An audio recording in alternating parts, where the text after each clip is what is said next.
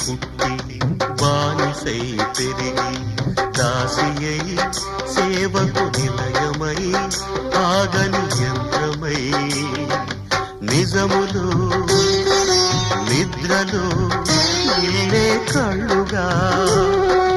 వయసును సుఖమును చితిగా వెలిగించి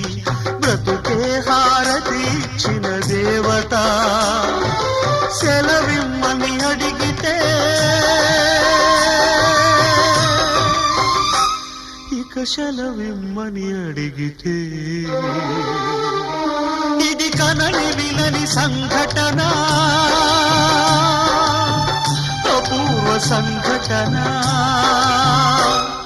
ఇది ఎవ్వరికి ఇవ్వని వీడుకోలు ఇవి ఎక్కడా